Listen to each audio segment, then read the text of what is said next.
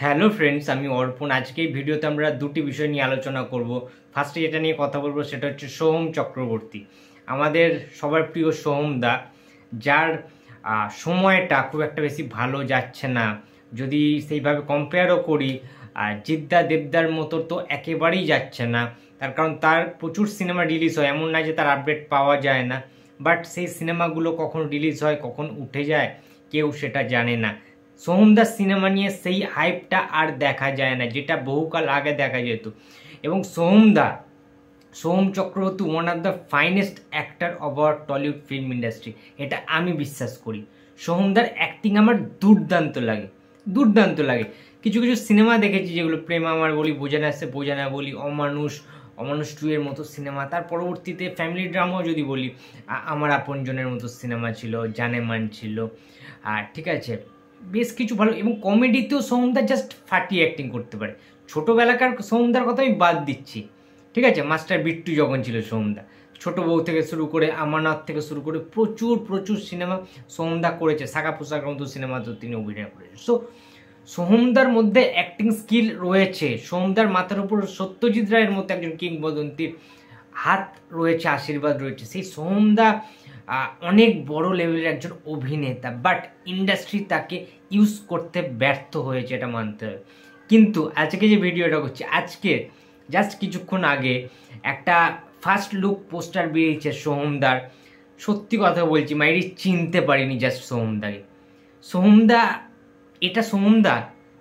Zoom করছি, zoom out করছি, বোঝার কোনো উপায় নেই যে এটা সোহমদার লুক হতে পারে। ভাই জাস্ট শকড হয়ে গেছি। ওয়াও, সোহমদা এটা কি করেছে! সোহমদার মধ্যে খিদে রয়েছে এখন। ভালো ক্যারেক্টার পেলে সোহমদা জাস্ট উড়িয়ে দিতে পারে, ফাটিয়ে দিতে পারে, তাক লাগিয়ে দিতে পারে অডিয়েন্সদের। বহুরূপ বলে একটা সিনেমা বেরোচ্ছে, সেখানে সোহমদার একটা বার্ধক্যের, একটা বুড়ো বয়স্ক মানুষের একটা রূপ দেওয়া হয়েছে, লুক দেওয়া হয়েছে। লুকটা ডিজাইন করেছেন, লুকটা ক্রিয়েট করেছেন সোহমদার। সেটা হচ্ছে সোমনাথ কুণ্ডু, মেকআপ আর্টিস্ট। তোমরা সবাই জানো যে ইন্ডিয়ান সিনেমার ইন্ডাস্ট্রিতে সোমনাথ কুণ্ডুর নাম, যশ, খ্যাতি প্রবলভাবে রয়েছে। প্রসেনজিৎ চ্যাটার্জির গুমনামি থেকে শুরু করে, জাতিস্বর থেকে শুরু করে, শেষ পাতে যে সিনেমাটা অতনু ঘোষের, প্রসেনজিৎ চট্টোপাধ্যায়ের, কি লেভেলের লুক তিনি ক্রিয়েট করেছেন। কিছু কিছু তার আবিষ্কার রয়েছে। Somnath Kundu is the best makeup artist, এটা মানতে হবে। তো সোহমদার এই লুকটা দুর্দান্ত লেগেছে আমার। এবং যেটা ক্যাপশন দেওয়া হয়েছে, সোহমদা যেটা নিজে পোস্ট করেছে তার প্রোফাইলে, সোহমদার প্রোফাইলে গিয়ে তোমরা চেক আউট করতে পারো। সোহমদা ক্যাপশনে লিখেছে সেটার, বার্ধক্য শুধু মুখে, চোখে কিন্তু অন্যরকম একটা রহস্য রয়েছে, চোখে কিন্তু আসল গল্পটা লুকানো রয়েছে। এই যে কথাটা, এর থেকে বোঝা যাচ্ছে একটা থ্রিলিং ব্যাপার থাকবে সিনেমাটার মধ্যে। সিনেমাটার নামটা শুনে বুঝতে পারছি বহুরূপ, মানে সোহমদার হয়তো বহুরূপ, অনেক কটা রূপে সোহমদা আত্মপ্রকাশ করবে এই সিনেমাটাতে, সেটা একটা হতে পারে। কিন্তু প্রচণ্ড এক্সাইটেড আমি সোহমদার এই ছবিটা দেখার জন্য। এটা কিন্তু কামব্যাক হতে চলেছে সোহমদার, একটা বিগ একটা কামব্যাক কিন্তু দরকারও ছিল সোহমদার। লাস্ট সোহমদার হিট বলতে প্রধান সিনেমাটা, সেটা দেবদার সাথে যুগলবন্দিতে হয়েছিল, সেটা মূলত দেবদার জন্যই চলেছিল। সোহমদার তো রোলটা বেশি খুব একটা ছিল না, বেশি লংগেস্ট ছিল না, তার স্পেসও খুব কম ছিল সিনেমায়। সোহমদা সেই প্রধান সিনেমায় মারাও যায় একটা টাইমে, আমরা সবাই জানি।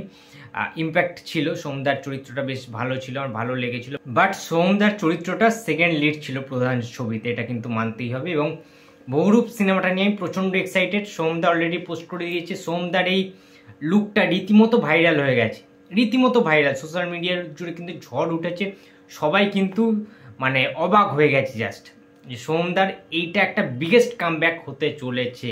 তার কারণ এরকম এক্সপেরিমেন্টাল সিনেমা কিন্তু সোহমদা ট্রাই করবে এবার থেকে, ঠিক আছে।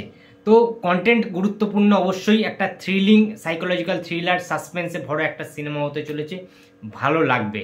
সোহমদার কাছ থেকে অনেক কিছু আমরা এবারে পাবো, অভিনয় দেখতে পাবো, জনতা দেখতে পাবে।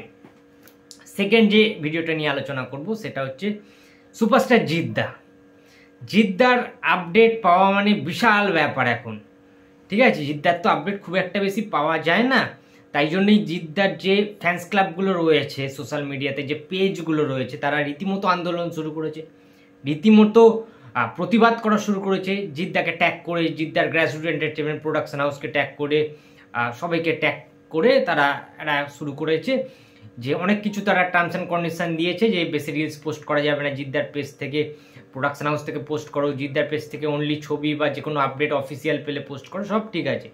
কিন্তু রিসেন্ট টাইমে যে খবরগুলো ভাইরাল হচ্ছে সেগুলো কিন্তু অত্যন্ত মানে একটা আলাদা ব্যাপার সৃষ্টি করছে। তার কারণ জিদ্দা মুম্বাইতে বাড়ি কিনেছে, আমরা সবাই জানি। সেখানে মুম্বাইতে নাকি একটা বড় হিন্দি প্রজেক্টের সাথে জিদ্দা যুক্ত হতে চলেছে, জিদ্দার একটা হিন্দি প্রজেক্ট আসবে, এবং সেখানে ইন্টারেস্টিংলি জিদ্দা কিন্তু সেকেন্ড লিড ক্যারেক্টারে অভিনয় করতে দেখা যাবে।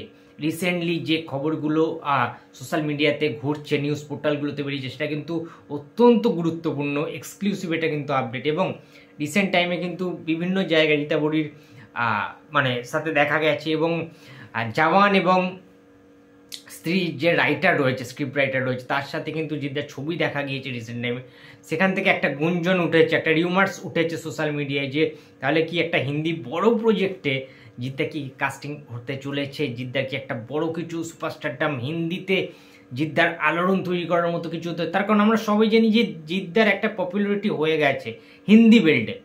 খাকি দ্য বেঙ্গল চ্যাপ্টার হওয়ার পর থেকে বিশেষ করে অর্জুন মৈত্রর ক্যারেক্টারটা সবাইকে কিন্তু ভাই তাক লাগিয়ে দিয়েছে। আগুনে ক্যারেক্টার ছিল ভাই, জিদ্দার ওই চোখ মুখ কথা বলছিল, আর জিদ্দার যে প্রেজেন্ট, জিদ্দার যে অ্যাকশান, সব কিছু মিলিয়ে কিন্তু একটা মুম্বাইতে একটা রাজ করার জন্য জিদ্দা প্রস্তুত। এবং জিদ্দা মুম্বাইতে যদি কাস্টিং মানে কাজ করে অ্যাজ এ লিড হিসাবে, সেকেন্ড লিড বা ফার্স্ট লিডেও যদি কাজ করে, তাহলেও কিন্তু খুব একটা খারাপ হবে না। কারণ চেনা বা পরিচিতিটা দরকার ছিল, সেটা জিদ্দার যথেষ্ট পরিমাণে হয়েছে মুম্বাইতে, এটা কিন্তু মানতে হবে, ঠিক আছে। সুতরাং একটা বিগ কিছু অফিসিয়াল আপডেটের জন্য আমি ওয়েট করেছি। অনেক কিছু জিদ্দাকে নিয়ে তো রিউমার্স এমনিতে ঘোরাফেরা করছে, তো অফিসিয়াল আপডেটটা না পেলে আমরা কিন্তু সেই আবার ঝিমিয়ে পড়বে কিছুদিনের মধ্যে। এরকম রিউমার্স কিন্তু হাজার হাজার বেরোতে থাকে জিদ্দার। এখনো লায়নেরই কোনো আপডেট এলো না, আর এর আগে থেকেই, অথচ লায়নের গুঞ্জন অনেক আগে থেকে কিন্তু ছিল। রায়ান রাফির ইন্টারভিউ থেকে শুরু করে সব কিছু থেকে, ভাস্বতীদির কেক কাটা থেকে শুরু করে, লায়ন লেখা জিদ্দার বার্থডে, সমস্ত কিছু মিলিয়ে আমি বলছি জিদ্দার এবারে কোন ছবিটা ফার্স্ট আসবে বা কোনটার ফার্স্ট অ্যানাউন্সমেন্ট হবে সেটা নিয়ে প্রচণ্ড এক্সাইটেড রয়েছি, খুব কৌতূহলের সাথে রয়েছি। তো আসলে খুবই ভালো হয় যদি একটা হিন্দি প্রজেক্ট আসে, হিন্দি সিনেমা আসে জিদ্দার, যেখানে ফাটিয়ে অ্যাকশন থাকবে সেকেন্ড লিড হলেও, তাহলেও কিন্তু জাস্ট জমে যাবে। জিদ্দা জেসে ক্যারেক্টারে বা জেসে স্ক্রিপ্টে তো সাইন করে না, জিদ্দা বুঝে শুনে একটা ভালো ইম্প্যাক্টফুল চরিত্র না পেলে কিন্তু, যেটার ইম্পর্টেন্স থাকবে গোটা সিনেমা জুড়ে, সেই রকম সিনেমা না পেলে কিন্তু সাইন করবে না। জিদ্দার ওপর ভরসা আছে, জিদ্দার ওপর বিশ্বাস আছে, তার সুপারস্টারডামটা এখনও রয়েছে, জিদ্দার প্রবলভাবে রয়েছে। তো জাস্ট ওয়েট অ্যান্ড সি। তো বন্ধুরা, এই ছিল আজকে আমার ভিডিওটি যদি ভালো লাগে তো প্লিজ লাইক করো, কমেন্ট করো, শেয়ার করতে ভুলো না। যদি চ্যানেলে নতুন হয়ে থাকে তো প্লিজ সাবস্ক্রাইব করে দিও। তো দেখা হচ্ছে আবার পরের কোনো ভিডিওতে। তো টাটা।